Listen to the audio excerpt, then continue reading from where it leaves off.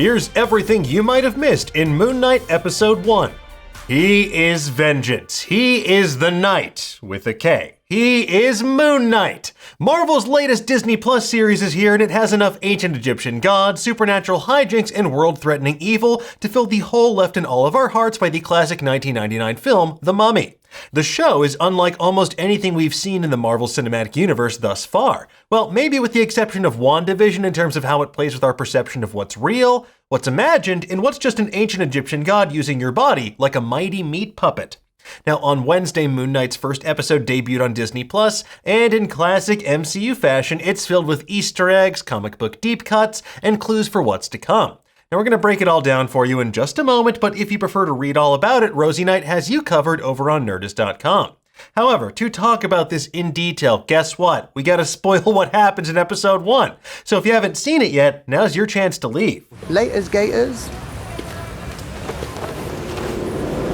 Oh, bloody hell. What? Alright, let's get into it, shall we? So the episode begins with an introduction to Arthur Harrow, the ostensible villain of the series, played by Ethan Hawke. We hear these sweet strains of Bob Dylan's Every Grain of Sand playing in the background, which is fitting given what we know about Arthur Harrow. He is a man of intense faith and devotion, inspiring a cult-like following. The song, written after Dylan became a born-again Christian in 1978, contains numerous biblical allusions and wrestles with the question of whether he is responsible for his actions or they're influenced by God. And as we'll see, questions of faith, destiny, moral responsibility, and a connection to a higher power will play a major role over the course of this series. Harrow drinks a glass of water and then smashes it. He then ritualistically puts the shards of broken glass into his sandals and puts the glass-filled footwear on as a form of self-flagellation, it seems. And this actually ties back to a central tenet of the Arthur Harrow character in the comics, who admittedly only appeared in a single issue. Created by Alan Zelenetz and Chris Warner, Harrow appeared in 1985's Moon Knight #2. A Nobel Prize-nominated physician, Harrow studied something called pain theory, and he secretly continued experiments that the Nazis conducted at Auschwitz during World War II. This obsession with pain shines through in Harrow's ritual of putting broken glass in his shoes on the show, and it immediately paints a chilling portrait of the seemingly unflappable man of faith. Likewise, the temple complex Harrow appears to be in evokes the Mayan temple where Harrow did his experiments in the comics in Moon Knight #2. If anything, though, it's most likely an Egyptian temple here, given the show's focus on Egyptian mythology. Regardless, this era of Moon Knight comics, known as the Fist of Khonshu, was clearly a major inspiration for the series, as we'll come to see. Next, we meet our hero, Stephen Grant, waking up in his gigantic apartment in a bit of a daze. Engelbert Humperdinck's A Man Without Love plays in the background with its very on-the-nose lyrics about moonlight to show the way so we can follow. Stephen is clearly very concerned, though, about sleepwalking and perpetually seems exhausted. He chains himself to his bed at night, which is surrounded by a ring of sand so he can make sure there are no footprints in it, and there's also painter's tape over the door, which has more locks than Scotland. We see a number of books about archaeology, history, and ancient antiquity in Stephen's apartment as well, with titles like The Birth of Western Civilization, World Architecture, Pompeii, Ancient Egypt, and Millennium. There are also a couple more nods in Gus's aquarium, his one-finned fish. There's a model of an Egyptian solar barge, an obelisk, and a pyramid, just to name a few. Now, despite working in the gift shop at a museum, Stephen clearly has expertise in these fields that should come in handy if he becomes, say, I don't know, the avatar of an ancient Egyptian moon god? We'll see. As Stephen heads to work at the museum, an apparent melding of the National Gallery and the British Museum, you can see a business called Atlantis. The fabled undersea kingdom has been teased in the MCU before in Iron Man 2, and with Okoye's reports of an underwater earthquake in Avengers Endgame.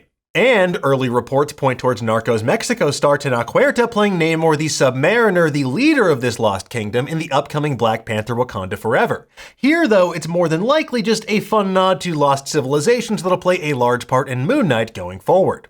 Now, Stevie's cruel co-worker at the gift shop, Donna, might seem like the big bad of the show thus far, given how needlessly mean she is to our hero. That's why you'll be on inventory this week. Well done. But she might in fact be a reference to another Moon Knight character. In the 90s Moon Knight comics, Donna Kraft was Marc Spector's head publicist at Spector Corp. Her first appearance in Marc Spector Moon Knight #39 sees Mark facing off with Dr. Doom in Latveria, which could seem relevant as we go a bit further. Now we get our first clue about Stephen's condition and his lost time when he learns that he, a vegan, apparently invited one of the tour guides in the museum to a date at one of the best steak restaurants in town, and he has no recollection of doing so. Now, for those who don't know, in the comics, Moon Knight has dissociative identity disorder. The character has 3 primary identities, or alters. In the comics, Marc Spector is actually the main identity, a mercenary and expert in all manner of combat. Stephen Grant, a Wall Street millionaire and not a gift shopist, is the one who finances the operations, and Jake Lockley, a street-smart cab driver, serves as the eyes and ears of the operation, gathering a network of spies to give them information about their missions. In the show, though, Stephen Grant is apparently going to be our main way into this character, and here he's been recontextualized as a whip-smart but socially awkward gift shop employee. I am Stephen. In terms of mythology references, we see plush toys of Taweret, the goddess of childbirth and fertility, and we also hear a reference to the Ennead, a group of 9 Egyptian deities, including Atum, Shu, Tefnut, Geb, Nut, Osiris, Isis, Set, Nephthys, and Horus. They've all been a part of the Marvel Universe previously, dating all the way back to 1950's Marvel Tales number 96, and what a tale it was. Considering the very pointed zoom-in on a chapter about the Ennead later in the episode, while the audio says, "Is there an exciting chapter you'd like to be a part of?" Well, chances are we're going to meet at least a few of these characters over the course of the show. You know, you got Horus, Osiris, Tefnut, Shu. Stop, please. Now, moving on, if you thought we were hearing a killer Egyptian-themed remix of Jay-Z's Big Pimpin' featuring UGK, well, you've got it all backward. This is actually Kusara Kusara, the original 1957 track by Hossan Ramsey that Big Pimpin' sampled. During this scene, we also meet JB, the museum guard. As confirmed by Moon Knight series creator Jeremy Slater on Twitter, the goofy guard is named for JB Ballard, a writer on X-Men 97 who worked on Moon Knight as a production assistant. After leaving the museum, Stephen sits down with what seems like his only friend in the world, a human statue in the public square. In the credits, this character is named Crawley, who is a recurring character in the Moon Knight comics. First appearing in 1976's Marvel Spotlight number 28, Bertrand Crawley is a homeless man in New York City who works for Moon Knight as an informant. Here, though, he seems to be a sympathetic ear by dint of the simple fact that he can't walk away because he's a human statue. Oh, don't forget the tip. Oh, yes. At home, we get a closer look at Stephen's obsessive nighttime rituals to try and prevent his sleepwalking. From poring over books to doing Rubik's Cubes to listening to an app, every single night for Stephen seems like a unique form of torture to get the least amount of sleep humanly possible. Here's hoping that he doesn't go into full-on the machinist territory, though, because that's how you wind up becoming Gore the God Butcher. Now, of course, it's not very effective, as Stephen finds out when he awakens in a field in the Alps with a dislocated jaw, a mouthful of blood, and armed guards shooting at him. And that's to say nothing of the incomparable F. Murray Abraham as Khonshu dissing him inside his head. You're not supposed to be here. Yep, I completely agree. Now, with the adorable Alpine village, the imposing castle in the distance, and the prominent Von D box, which we really know reads Von Darrelmans, it's tempting to think this might be Doomstadt or Latveria, the fictional home of Dr. Doom. However, most comic book sources place Latveria somewhere in the Carpathian Mountains, so sadly this is wishful thinking if you ask me. In his pocket, Stephen finds a golden scarab, the magical MacGuffin of the show that Harrow says will lead to the Egyptian goddess Ahmet. More on her in just a moment, though. Moon Knight is actually given a scarab just like this in the comics in Moon Knight Volume 2, number 1. Although his lover and ally Marlene convinced him to give up the Moon Knight identity, Mark found himself drawn to a hidden cavern in Thebes. Inside, he met the priests of Khonshu who gave him scarab darts and other ancient artifacts and weapons to turn him into Moon Knight once more. Here, though, it's basically like a GPS, but for deities. While Stephen does some proto-Moon Knight cosplay with his light-colored hoodie to stay undercover in the crowd, he soon finds himself facing down another Marvel villain who has a much easier time asking Germans to kneel than Loki did, Arthur Harrow. Do I have a meat? Oh, bollocks. We see a glimpse of Harrow's powers in action as he serves the will of his patron goddess Ahmet. So who is this Ahmet anyway, you might be asking? Well, while we and many others theorized that Sobek would be the crocodile-headed patron of Arthur Harrow, it's actually another crocodilian creature from Egyptian myth and the comics known as Ahmet.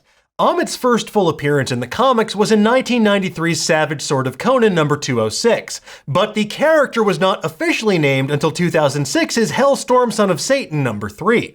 Known as the Devourer of the Dead, Ahmet was part of a rite known as the Judgment of the Scales, and that's basically the equivalent of what we see here. The virtuous pass and the Eater of the Dead annihilates the rest. Before passing on to the afterlife, Anubis would weigh a person's soul against the feather of Ma'at, the goddess of truth, and if your soul was lighter than a feather, you were granted passage to the afterlife. If not, well, guess what? Ahmet doomed you to an eternity of torment. In the Hellstorm comics, the scale weighs a person's soul and judges your future instead of your past, and that's exactly what we see happening on this show. The crocodile cane acts as a pendulum, swinging back and forth as Harrow's scale tattoo undulates. In the ancient Egyptian equivalent of Minority Report, the scales weigh a person's future potential for evil to judge them if they're worthy of salvation or ripe for destruction. Considering the fragile husk that's left behind of the old woman judged to be lacking, well, you definitely don't want that tattoo to glow red. In those comics, Ahmet serves alongside Anubis, the jackal-headed god of death, which adds yet another layer of context to the massive murder monster who stalks Stephen through the museum later in the episode. Moon Knight has also encountered Ahmet before in the comics during 2016's fantastic Welcome to New Egypt storyline. In this saga from Jeff Lemire, Greg Smallwood, Jordi Belair, and Corey Pettit, Marc Spector finds himself trapped inside a psychiatric hospital where one of the physicians, Dr. Emmett, is really Dr. Ahmet in disguise. I know. Who would have thought? Considering the glimpses of a psych ward in the trailers, we might explore a similar storyline later in the season. When Harrow commands the crowd to kneel, he speaks in ancient Egyptian according to the subtitles. One of the words he says sounds like Duat, which is the realm of the dead where Ahmet dwelled in ancient Egyptian lore. And naturally, it too has appeared several times in the comics as well. What follows is utter chaos as Marc Spector seizes control of Stephen Grant's body at the behest of Khonshu, the ancient Egyptian moon god who gives Moon Knight his powers. I know, whatever, it's comics. Who cares? After Mark uses Stephen's body to beat the goons into a bloody pulp, Stephen escapes in a nearby cupcake truck. Mark/Stephen careen down the highway to Wham's Wake Me Up Before You Go-Go. And it's very clear that Stephen is wildly out of his element here, especially when he tries an unorthodox ranged attack. Did he just throw the gun? Waking up at home, Stephen slowly pieces together clues and uncovers a hidden cache in his apartment containing a storage locker key and a cell phone. The call contains dozens of missed calls from someone named Layla and one from Duchamp. The Duchamp in question is Jean-Paul Duchamp, aka Frenchie, a soldier of fortune and a longtime ally of Marc Spector. Frenchie appeared in Moon Knight's very first appearance way back in 1975's Werewolf by Night number 32, and he's been a crucial part of Moon Knight's entourage ever since. Most frequently, Frenchie pilots the aptly named Mooncopter, Moon Knight's helicopter, which I desperately hope we get to see at some point. As for Layla, May Kalamawi's character was a bit of a mystery initially, because there is no character called Layla in the Moon Knight comics, and promo images make it look like the pair knew each other back in the Middle East where Mark was a mercenary.